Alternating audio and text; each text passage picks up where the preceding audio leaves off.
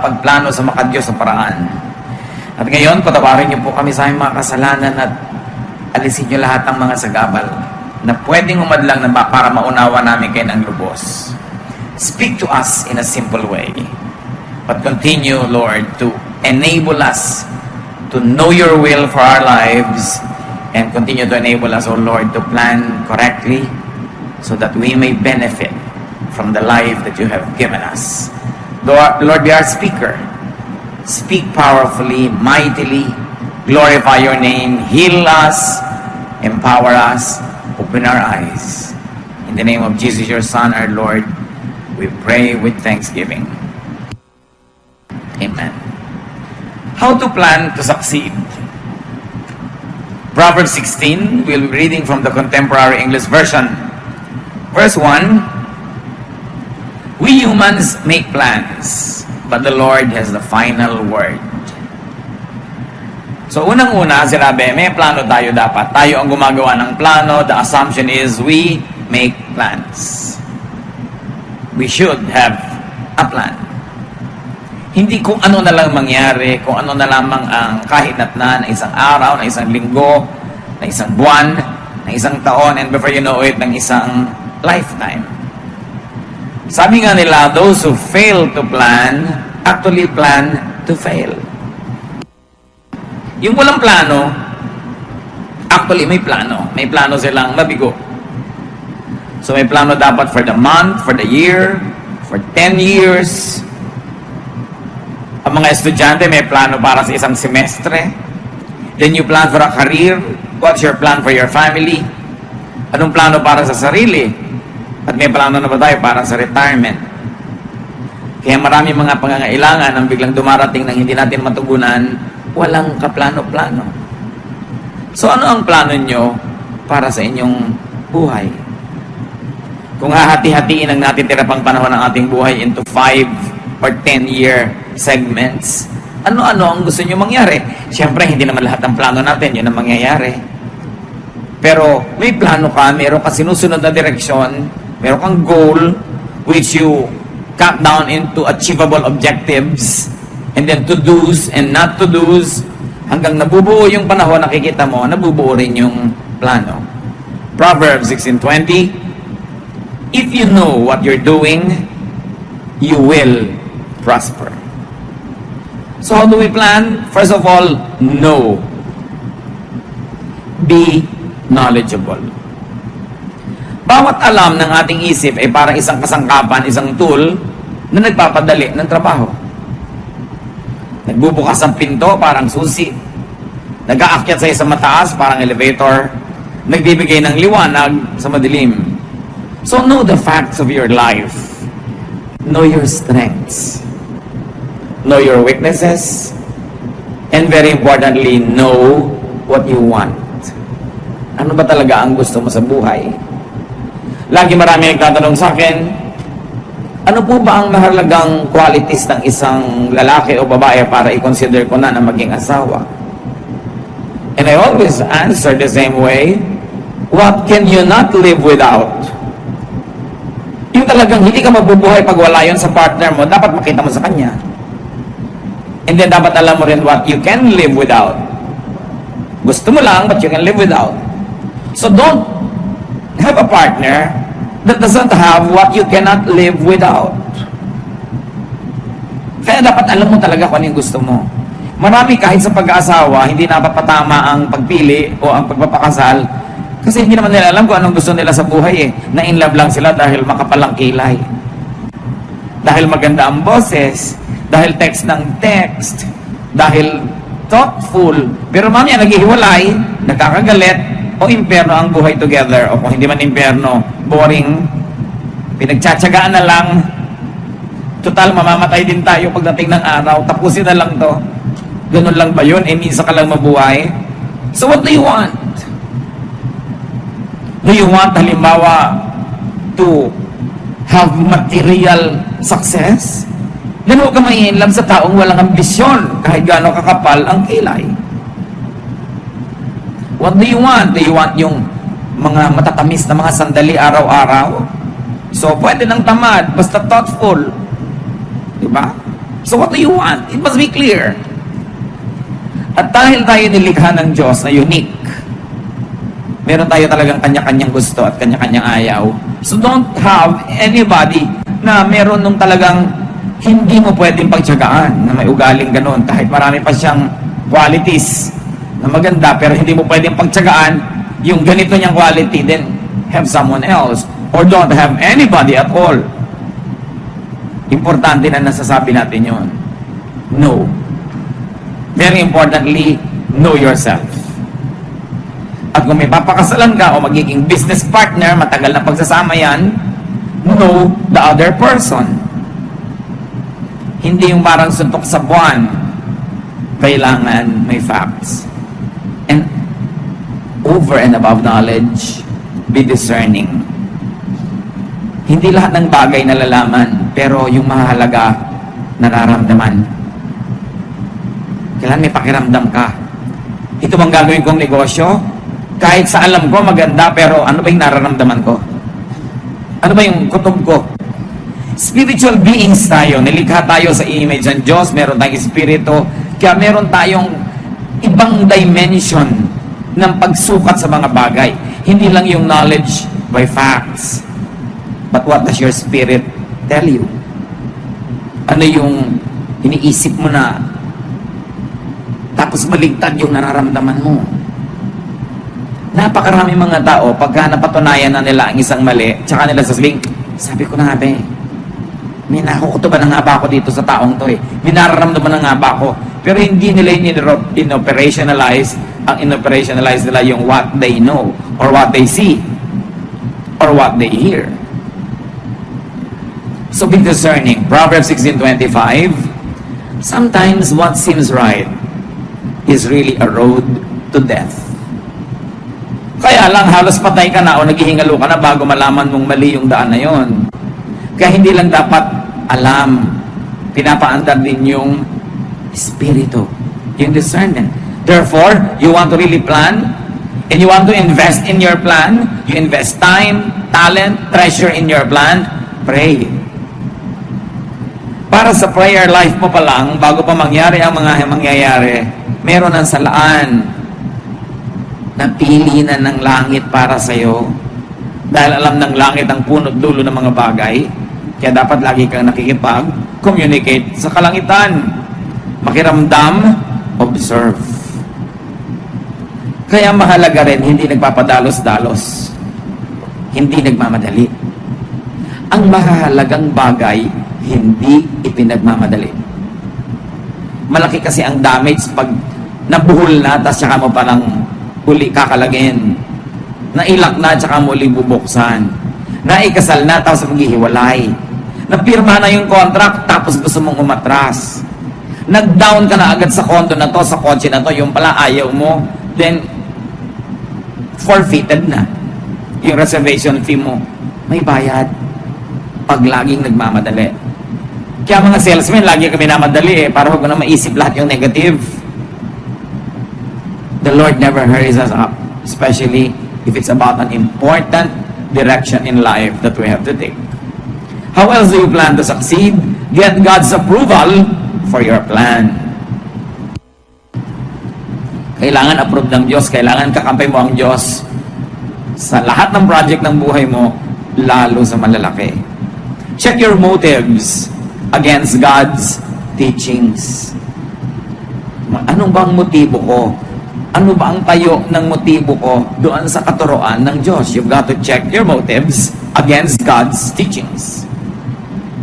Proverbs 16:2, we may think we know what is right, but the Lord is the judge of our motives. So again, check your motives against God's teachings. Know God's word.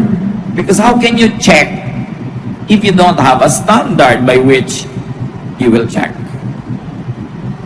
So alam mo ang salita ng Diyos, sa ulado mo hanggat maaari, para may pumapasok palang na isipin, alam mo na agad ay hindi kanya nang gusto ng Diyos. Iba ang sinasabi ng Word of God. Psalm 119:11, I have hidden your word in my heart, that I might not sin. against you. Itinago ko na sa puso ko para pag may papasok sa puso ko, ay may tao na pala. May uupo pa lang doon sa upuan, may nakaupo na, yung salita ng Diyos. So kung hindi niya a-approvean, hindi niya aalukin, hindi niya tatanggapin, hindi na pwedeng pumasok. Kasi may tao na, may laman na. Dapat nauuna yung salita ng Diyos.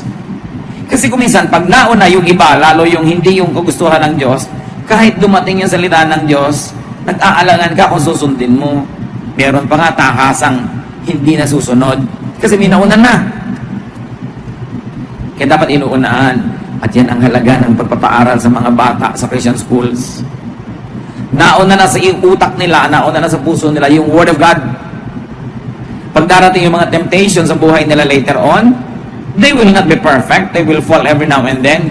Pero hindi kasing grabe at kasing haba at kasing tagal ng mga fall nang hindi nauna yung salita ng Diyos sa isip nila. Magkamali man, mahihimas-masan din. Madapa man, bumabangon din. Yun ang pinagkaiba. Kaya mahalaga na uuna yung salita ng Diyos.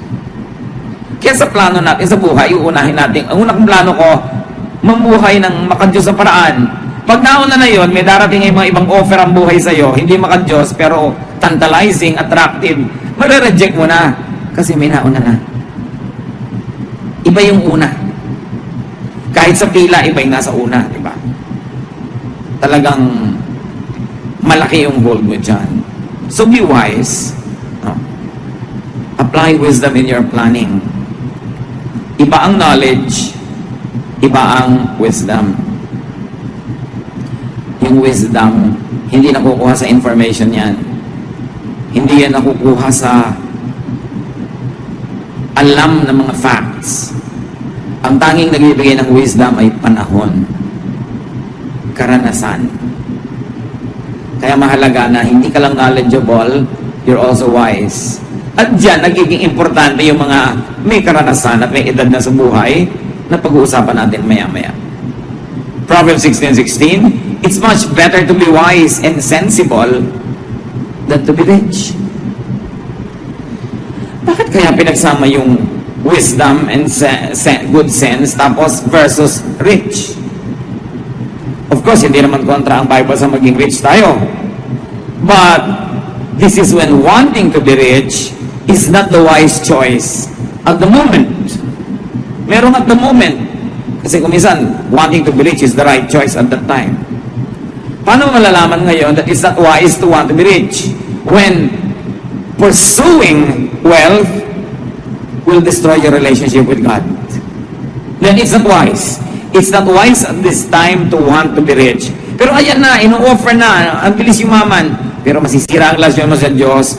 It's better to be wise and sensible than be rich in a way that will destroy your relationship with God. So do not use evil ways. Magpaplano ka na rin lang, huwag kang gagawa ng plano na merong evil devices. Magpaplano kang yumaman pero may deception. Magpaplano ka na manalo pero may daya. Magpaplano ka na mabuhay pero may papatayin ka. Kailangan walang ginagamit na masasamang paraan sa plano. Kasi di ba napag-usapan na nga natin, kailangan kakampi mo ang Diyos. Paano kanya kakampihan kung masama ang plano? Proverbs 16:17, God's people avoid evil ways. And they protect themselves by watching where they go. Malayo ka pa naman, nalalaman mo na kung saan patungo yung landas na yan eh. Bihira naman yung biglang-biglang lumiliko sa mali. Usually alam mo na yung direction na yon. Dahan-dahan nagiging malinaw sa iyo na mali yun. Huwag na lang. Atras na lang.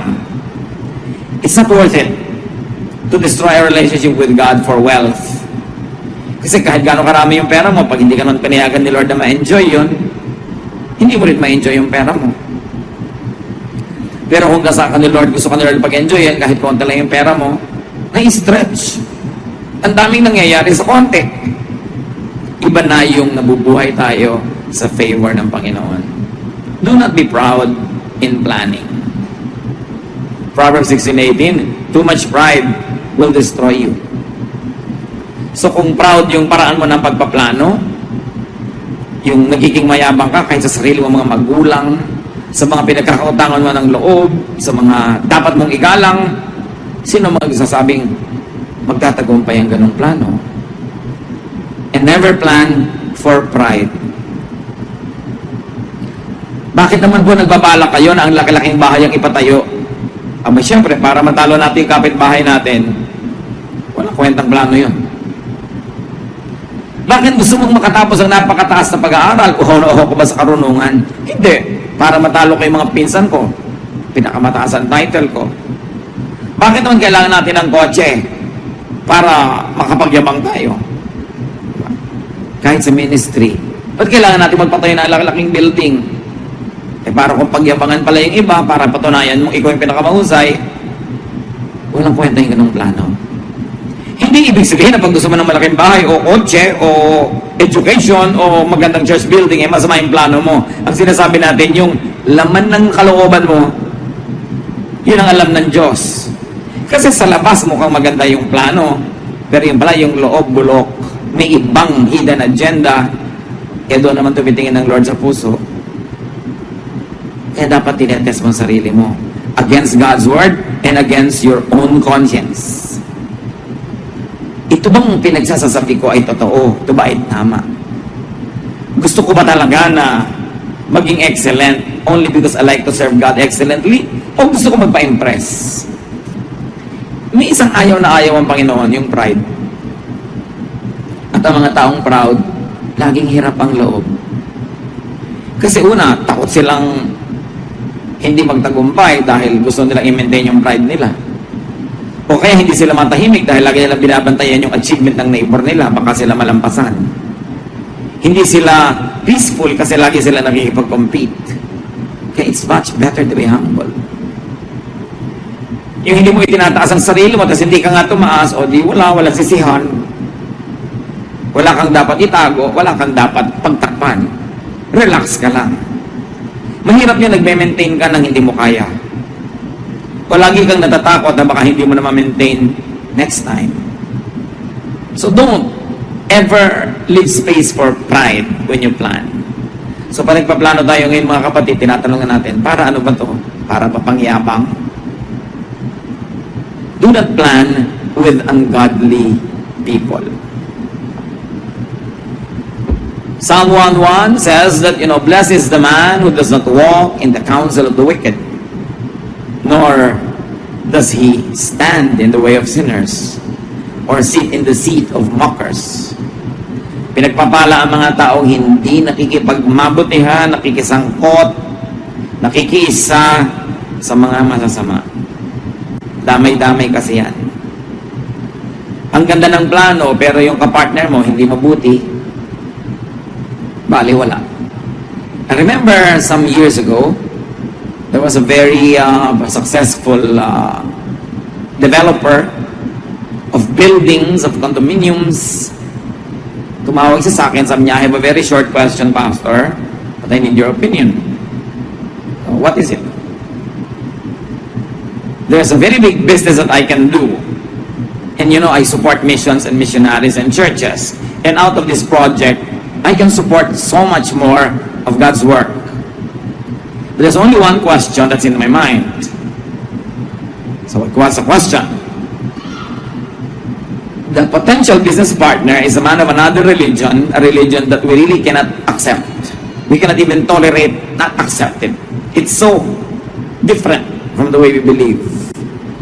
And he also is very supportive of his religious missionaries. Sabi niya, so the business will be good for both of us if we are friendly in the boardroom. And what is your counsel? So sabi ko, okay, kikita ka ng maraming pera, makakasupport ka maraming missionaries and churches. Pero yung kapartner mo ganun din, makakasupport din siya ng maraming missionary and churches sa kakontra ng church natin. So magkaibigan kayo sa boardroom pero ang mga missionaries siya nagbabakbakan sa mission field. I don't think it's a good partnership. It was billions of pesos and this guy just canceled it. So kami niya, yes, I suspected that that's what you'd say. So called off yung plano. Kasi yung mga kapartner, hindi ka lugod-lugod sa Diyos. Lalo naman yung magpapakasal ka, partnership yun. Kasi yung partner mo, hindi ka lugod-lugod sa Diyos para sa'yo, huwag kang matakot mag-cancel kahit may imbitasyon na. Na-print na po yung invitation eh. I-refund na lang kita, anak. Huwag mo na lang ituloy yung kasal. Magkano ba yung imbitasyon mo? Kung yung dahil lang ganun, mapapahiya po kami. Mapapahiya din kayo pag naghiwalay kayo 5 years from now. Ngayon na kayo magkahiyaan para hindi lumaki yung damage. Tayo mga anak ng Diyos dapat free. Hindi ka napipilitang gumawa ng isang bagay dahil lang kahiyaan, dahil lang kasubukan. Behave like free people. We have been redeemed by the blood of Christ to be free. Ayaw mong kainin yung isang bagay, kakainin mo dahil nahihiya ka. Pwede mo nang sabihin thank you very much, I appreciate the idea, pero I really don't like to eat this. You're a free person. Basta polite. Hindi ka makakasakit needlessly. Hindi ang dami-dami mong ginagawa na lapag sa kalooban mo na para kang isang alipin. Hindi ka na alipin kay Jesus. Reviewin nyo, anong mga pinagkagagawa nyo na ayaw nyo naman? Set yourself free. Truth sets free. Jesus sets free. Basta yung the way you set yourself free is not hurtful to anybody or destructive. Pero tiyan mo yan, ikaw dapat pumili kung anong gusto mong ilagay dyan. Katawan mo yan, ikaw pumili kung saan mo gusto pumunta, sa libing, sa kasal, sa anong event, hindi yung nakakahiya namang tumanggi. Nabubuhay ka para maging matulungin, pero hindi ka nabubuhay para pagbigyan ang lahat ng gustong ipagawa sa iyo ng tao. Yung sunod-sunuran sa napakarami mga tinig, yun ang maliligaw sa buhay. Yung ginagawa lahat ang gusto ipagawa sa kanya ng kapwa, yun ang walang magagawa para sa sarili. Kaya kailangan, free ang tao. And you are free not to pursue any relationship that is ungodly. Kahit may mga sabit-sabit na dyan, ayusin na lang. Pero hindi dapat ituloy dahil lang napasubo na. Sabihin din po ba kung saan nadapa doon tumayo? Ang ibig sabihin talaga doon tumayo ka. At yung pinagkadapaan mo, iwan mo para ka makatayo. Whatever it is in your life. I feel so strongly inside of me, mga kapatid, na kinakausap ang Panginoon sa message na to. Dito mismo sa hall na to. Be free. Hindi kailangang ituloy ang pakikipag-partner sa hindi dapat. Sa hindi karapat-dapat at sa hindi marapat. Proverbs 16:29, don't trust violent people. They will mislead you to do the wrong thing. Hindi basta-basta nagtitiwala. At kung nagtiwala ka man, nakakita ka ng dahilan para bawiin ang tiwala na yon, bawiin mo. Hindi ka kailangang mapasubo. At tulad ng binagay natin kanina mga kapatid sa pagpaplano, listen to and get wise advice. We have said, and let me repeat it, wisdom is not knowledge. Wisdom is not information. Wisdom is time, experience, age, filtered by wise and prudent remembrance. Kailangan natututo tayo sa bawat pagkakamali. Kaya ang daming mali, yun ang may potential na maging napakatalino. Liban na lang kung paulit-ulit yung mali. Tulad yan, merong isang aeroplano na nagkaroon ng miscalculation sa pagland sa airport, nasa mga dyaryo. Nakabalandra ang aeroplano na 3 araw doon. May nagtanong sa akin kanina, kung kayo ang presidente ng kumpanyang ito, will you fire that pilot? Will you fire the pilot? Say ko, well, dalawa pwede mong gawin, fire or not to fire. If you fire the pilot, maybe it's good for your company, but maybe it's also bad. Kasi gaano ba naman karaming pilot ang nakakapaglanding ng mali at nagbuhay? Therefore, may karanasan na ang pilot na ito sa pagkakatuto na hindi nararanasan ng iba. At kung matututo siya sa karanasan na to, this will be the best pilot ever kasi naranasan na niya yung mistake if he learns. from such mistakes. So siguro, reviewin ko yan. Ang pagkakamali ba niya was deliberate, no? Na pagsuway sa standard procedures of landing. Kung sinadya, tinigasan ng ulo na pagsuway doon sa standard procedure, then maybe I'll fire him. But if it's an honest human error, the more error you commit, the less error you will commit again. Dapat kasi kino-cross out mo na yung error na yun. Alam mo na yun. Alam mo na yun. Alam mo na yun. Kung ganun yung tao, asset siya. Tulad din ng isang tao, ang laki ng pagkakamali niya sa isang company that cost them millions in sales. Na ipinatawag siya ng president, inunahan na niya yung president, daladala na niya yung resignation letter niya. Kasi ang laki nang nawala sa kumpanya. Inunahan niya talaga. Sabi ng president, bakit ka nagre-resign? Kasi po, ang laki ng mistake ko. Kaya nga kita pinatawag, ipopromote kita eh. After millions na nalugi sa company dahil sa mistake ko, ipopromote ako. Yes, because among all my employees, ikaw ang pinakamahalang matrikula para matuto. Bakit kita tatanggalin? Eh, ang laki ng investment ko sa'yo. Siguro naman, di ba ulitin yung mali na yun? Naku, hindi na talaga. Tumangi muna sa isip ko. Yun, kaya ipopromote na kita. Alam mo na eh.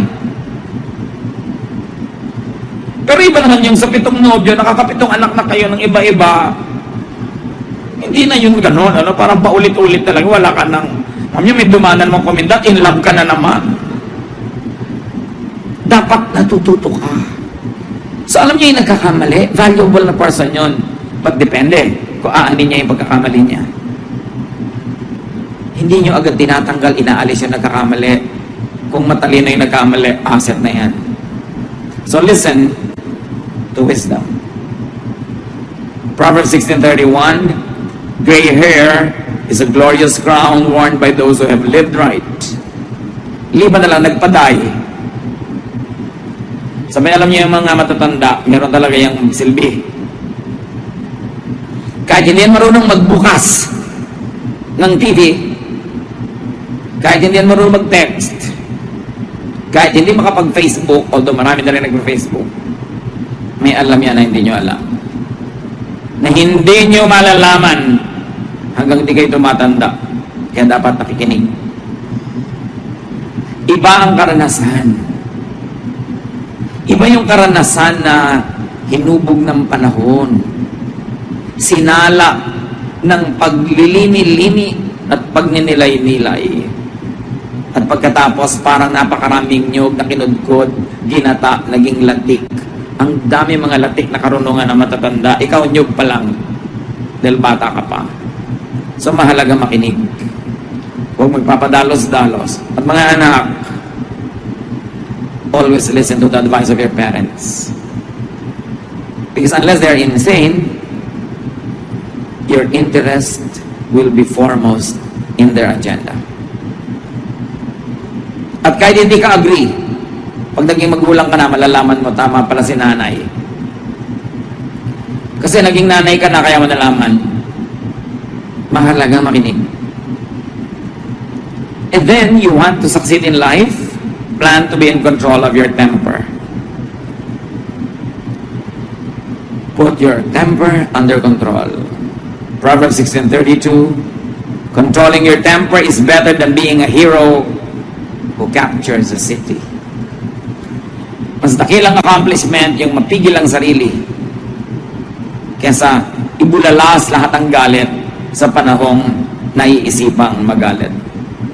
Many plans be scary due to temperamental outbursts. Many good things are lost because of a lost temper. Magtimpi. Yung taong gustong makaani, nagtitimpi. Ang aso pag tinapakan nangangagat, ang ahas pag nagulat tumutuklaw, ang taong makadiyos nagtitimpi. Dahil wawasakin ng isa mong maling arte ang lahat ng ipinupundar mo sa buhay. Isang maling ginawa mong nainis sa'yo ang tao, you lost the business forever. Tatandaan ninyo, kung pera goods, mawawala, pero you will maintain the goodwill of a person, maintain the goodwill. Huwag yung magharimunan ka, masikil mo siya, makuhanan mo siya, malamangan mo siya ngayon. Ang hindi mo alam, ang dami mo pang negosyo, dapat ang kinita. Kung patuloy kanyang tinangkilik o inirefer sa mga kakilala niya. Pinakamahalaga relasyon. Walang hihigit sa magandang samahan. Kahit nalugi ka pa ng konti ngayon, yung tao naman, generally speaking, mabuti. Maalala niya yung kabutihan mo at pag dumating ang panahon na meron siyang kakayanan o kapangyarihan, susuklian ka niya, gagantihan ka niya. Pero kung ang itinanim mo sa kanya mali, gaganti rin yun. Pero ang bigat ng ganti. Yun yung mga sinasabi ng mga matatanda no, na naghangad ng kagitna, isang salop ang nawala. Bagamat wala na nagsasalop ng bigas ngayon. Pero yung ibig sabihin, gusto lang nila kalahati, pero ang nawala isang buo. Nagharimunan, gusto makalamang, gusto makasigurado, gusto makakabig. Nakakabig ng konti, but their ignorance does not even make them realize what they have lost. Kasi ang itinatanim, inaani. Sino sa mga tao nakadil ninyo sa negosyo, sa buhay, ang nalamangan nyo? Yung at this point, this very minute, lamang kayo. Hindi nyo na i-deliver ang binayaran niya o kalahati lang ang deliver nyo. Akala nyo, okay na, tapos na, limot na. Hindi nyo nalilimutan ng taong na-offend. Inutangan nyo, hindi nyo na binayaran, akala nyo, nagkalimutan na. Hindi nakakalimot ang nagpautang. At kung makalimot man siya, hindi nakakalimot ang Diyos. Meron kayong sinaktan nun, hindi kayo nag-sorry, akala nyo wala na. Hanggang ngayon, patuloy kayong sinisingil ng espiritu nung naganap. Kahit hindi kayo singilin nung taong na-offend. Dahil kung anong itinanim, siyang aanihin. So, plano. Pagplano ng mabuti. Maganda yung goal, maganda yung method, maganda yung pamamaraan, maganda yung technique. How can you go wrong? Pagganda ng pagpaplano sa buhay. Nakikinig sa payo, nananalangin, hindi nagmamadali, at ginagawa ang lahat ng kaya. Do what you must. Yan ang pinagkaiba ng panaginip sa plano. Anong pangarap mo? What is your dream in life? Madali mag-dream. But you must have a plan. Iba ang dream, iba ang plan. Yung dream, nangangailangan nyo na makatulog ka para maganap yun. Yung plano, ginagawa mo habang gising ka. Habang gising ang ulirat mo, ang diwa mo, ang katawan mo, ginagawa mo yun. Execute your plan. Matapos mong manalangin, humingi ng payo, alamin ang dapat alamin, nagpasya ka na, do it. Do not fear. Ecclesiastes 11:4, if you worry about the weather and don't plant seeds, you won't harvest a crop. Pagka ayaw mo magtanim dahil baka umulan, baka magtag-araw, baka magtag-init, baka magtag-tuyot, hindi ka na makapagtanim ever. Hindi ka na aani. Ayaw mo na mamuhunan dahil ayaw mong malugi. Nagplano ka, ginawa mo na yung study mo, tinignan mo na kung bagay sa karakter mo, tinignan mo kung sino yung mga ka-business deal mo, ka-partner mo, ginawa mo na lahat ng research, hindi mamuhunan ka na, huwag ka mabuhay sa takot. Kasi sabi ni Lord, do not fear. Gumagawa ka ng mabuti, mabuti ang magiging bunga niyan, of risk-taking. Laging mayroong posibilidad na masaktan, matalo. Yung iba, magpo-fall in love na po kaya ako kasi baka ako masaktan. Ay, hindi ka ba nagpo-fall in love? Kasi pag fall in love ka na, hindi ka na nagpapasya. It just happens. Pag sobra kang wise, walang mangyayari sa buhay mo. Kailangan, marunong ka ring sumabay sa ihip ng hangin. Marunong ka ring sumabay sa anod ng tubig. Hindi lagi kang lumalaban doon. Ecclesiastes 11:6, plant your seed in the morning and keep working in the field until dark. So, sa umaga pa lang, magtanim ka na. Huwag na sa gabi. Para may iba ka pa magawa. Kasi hindi mo naman alam kung alin doon na magkiklik. So, habang may oras, gawin. And then, after you have done everything, accept God's will. Kung ano man ang maging bunga nun, accept God's will. After you have done everything. Proverbs 16:33, we make our own decisions, but the Lord alone determines what happens. Alam mo na hindi ka nag-atraso sa Diyos, wala kang knowingly nilabag, ginawa mo na lahat, sa tingin mo hindi pa rin nag-click, tingin mo lang yon. Maghintay ka, kasi ang itinanim, inaani. At kung ano man ang ani mo sa oras na ito, learn to be contented. But remember, learn to be contented after you have done your best, not before. Nagawa mo na ang kaya mo, doon ka palang magiging kontento. So plan as you are gifted by God. Dapat ibinabagay mo sa mga ibinigay na kakayahan sa iyo ng Diyos ang plano mo. Know your limits. Respect your limits. And then cultivate your potentials. May mga limits talaga eh. So halimbawa talagang isinilang ka at tumanda ka na 4'6" yung height mo, siguro dapat tanggalin mo na yung plano maging Miss Philippines. You know your limits. Diba? Baka maging pwede kang Miss something else. Pero yung kasing contest na yun, may standard yun na hindi yun ang abot ng limit mo. May kanya-kanyang limit ang tao. Alam niyo kung bakit may limits? Para dumali ang pagpili mo kung anong paplanuin mo sa buhay. Titingnan mo lang yung limits mo. Bagamat hindi lahat ng limits, hinahayaan mong i-limit ka niyan forever. May mga limits na nalalampasan naman pala pag nagsikap ka eh. Like yung alam, napapatalino mo naman sa sarili mo kung talagang practice ka ng practice. Pero meron talagang limit na alam mong limit ko, limitation ko to. Therefore, dumali na ang pagplano ko kasi hindi ko na ipaplano yan, iba na lang. Para sa kabutihan mo rin yun, para hindi ka na malito. So, alam natin yun na ang Diyos ang nakababatid ng lahat. So do not plan to be someone else. Plan to be yourself. Don't plan to imitate someone na dapat sa ganitong edad, makopya ko na yung accomplishment ng tito ko. Dapat sa ganong edad, magkopya ko na yung ganon. No, don't do that. You will be oppressed. Kawawa yung mga tao na ang plano ay kopyahin yung kapwa. Sila nangyari lang, likas sila kasing ganon. Ikaw naman, trying hard talaga. Lumalangoy kalaban sa alon. Tumatakbo kalaban sa hangin. You are defying gravity para maging isang ibon. Eh yung ibon talaga siya, madali sa kanyang lumipad.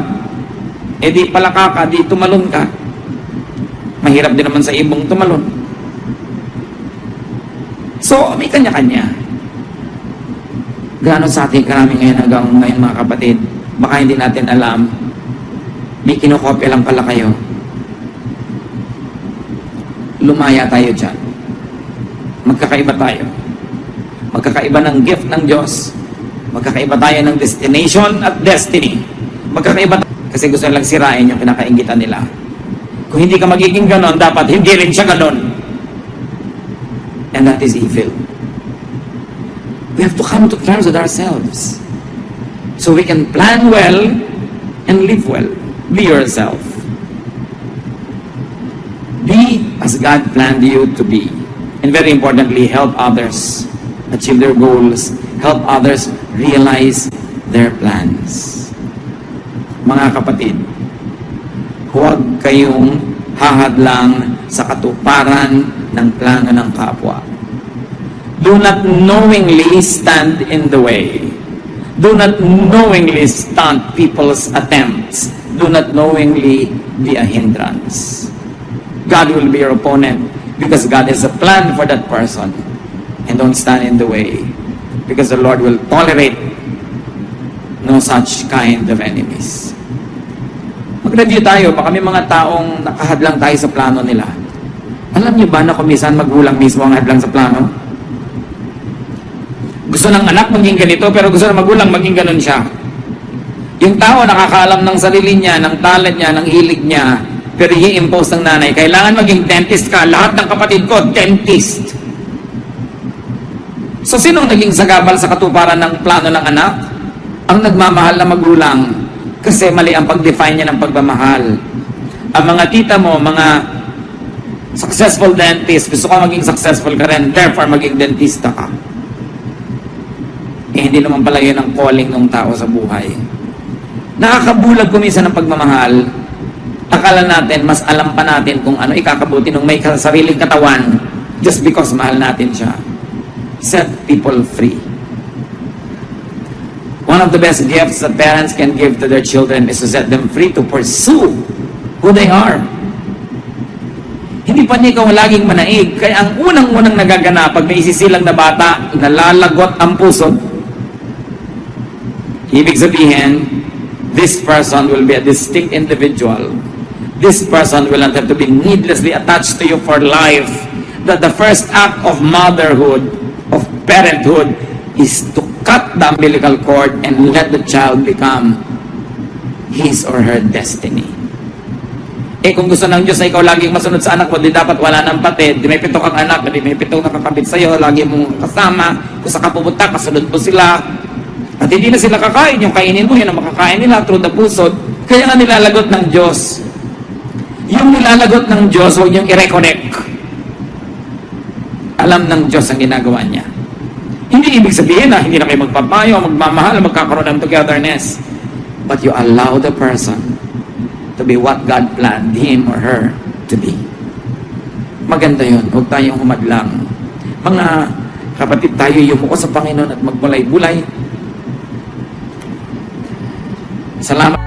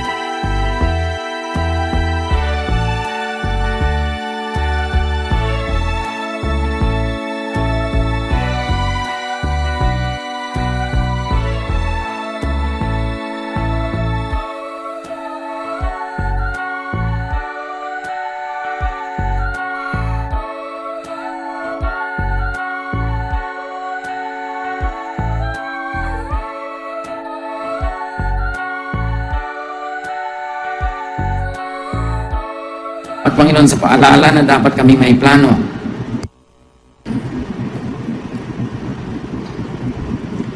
Salamat din sa paalalang hindi kami dapat maging sagabal sa plano ng iba, maging ng mga anak namin o mahal sa buhay. Turuan mo kami hindi lang lumaya, kundi magpalaya rin ng aming kapwa.